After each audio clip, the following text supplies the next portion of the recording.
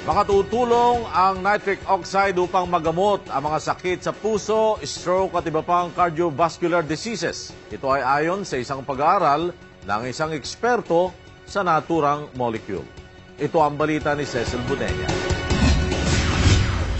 Natuklasan sa isang pag-aaral na isinagawa ni Dr. Luis Iñarro na ang nitric oxide ay makatutulong upang magamot ang cardiovascular diseases. Si Dr. Luis Iñarro ay isang American pharmacologist. Siya ang co-recipient ng Nobel Prize in Physiology or Medicine noong 1998, kasama ang biochemist na si Dr. Robert Furchgott at physician and pharmacologist na si Dr. Farid Murad dahil sa pagtuklas ng cell signaling properties ng nitric oxide.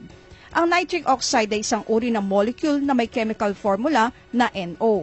Ayon sa Vice President ng Philippine Heart Association na si Dr. Eugene Reyes, ang nitric oxide ay isang substance sa daluyan ng dugo na may signaling property na nagpapabuka ng ugat.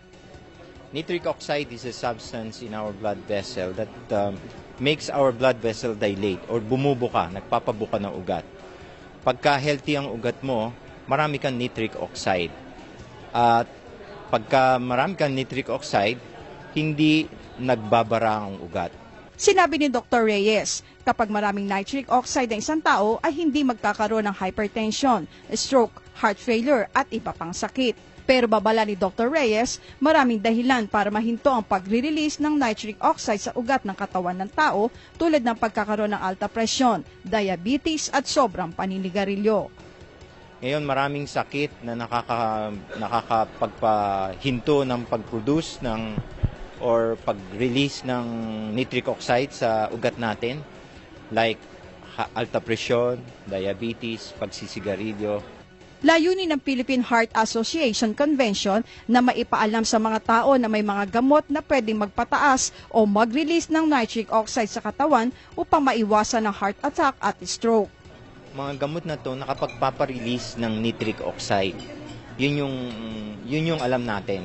So, ang nangyayari lang is gumawa ng clinical trial na binigyan yung mga tao ng mga gamot na nagpapataas ng nitric oxide at nabawasan yung heart attack nila, nabawasan yung stroke at humaba ang buhay nila. Ngunit payo pa rin ng mga doktor na kailangan magpa-check up ng maaga upang malaman kung mayroong sakit sa puso at huwag nang hintayin pa na ma-stroke o ma-heart attack bago magpa-check up. So kailangan early intervention. Kaya dapat sa mga tao, kahit na may produkto kaming ganito na maganda, kailangan pa rin nagpapacheck kayo sa doktor ng maaga. Huwag niyong hintayin na heart attack kayo o na stroke na kayo bago kayo magpa-check up sa doktor. Cecil Budenya, UNTV News, Worldwide.